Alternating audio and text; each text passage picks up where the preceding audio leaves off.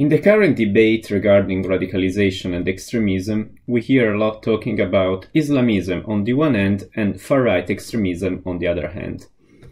We actually talk very seldom about the third form of extremism, which is far-left, and this happens in spite of the fact that Europol data show that this form of extremism is alive and kicking, and in many cases is even lethal.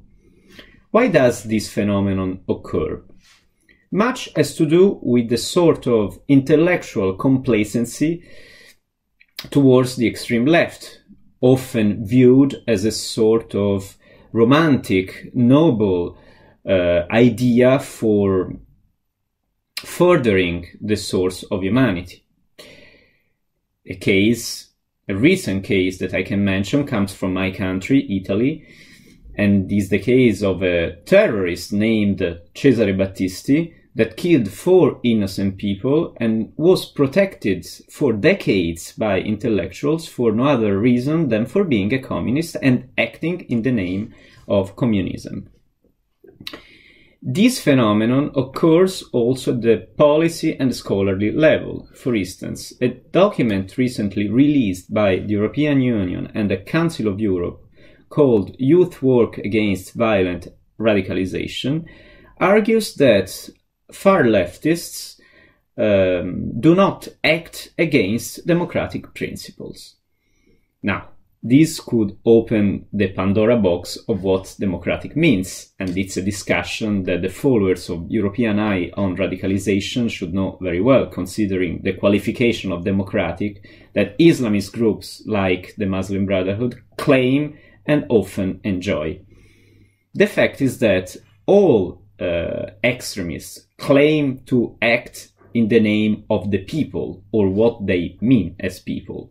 And they do so because of the light at the end of the tunnel, because of the utopia of the perfect state and the perfect humanity that they are trying to attain, and to attain which violence is sort of justified and even sacred. This utopia will be reached, there is no question. Something which is common, another element, let's say, that is common to red and green extremism is determinism. It's not by chance that Kandil, an expert of the Muslim Brotherhood, explains this concept by saying that what's for Marxist historical determinism is for Islamist religious determinism. And it means that in both cases, the perfect state, no matter if it's based on Sharia law, no matter if it's based on socialism, no matter if it's based on the purity of the race, will be finally attained. And to do so, every action is legitimate in a very strict Machiavellian way of thinking. The end justifies the means. And this concept also means that the enemy must be annihilated, and the enemy is the outgroup, the group of those who do not conform to the ideology or that are seen as a threat to the ideology. That's why the German-Egyptian intellectual Abdel Samad, who wrote an essay significantly titled Islamic Fascism, says that for communism, Nazism, and Islamism,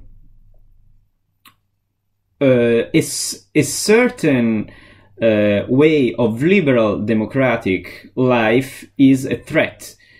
Bodily autonomy, personal freedom, freedom of thought, freedom of the press, freedom of expression, all of these is an obstacle to the realization of the utopia and therefore must be swiped away. Now, this outgroup I was speaking of is seen in a very Manichaean way. There are the good and there are the bad. Whoever is not with the purity of the ideology is bad. It doesn't matter if he's a class enemy, if he's a God enemy, if he's an enemy of the nation, of the pure race. The concept behind it is exactly the same in all cases. And there is another aspect which is common to the three ideologies and which enlarges constantly the outgroup. The fact that the ideology is sacred. This means that whoever, even closer to it, but if he starts to challenge it, he immediately becomes a heretic. And therefore, it joins the ranks of the enemies, and it must be annihilated too. So history should have taught us by now what happens when this kind of thinking acquires power.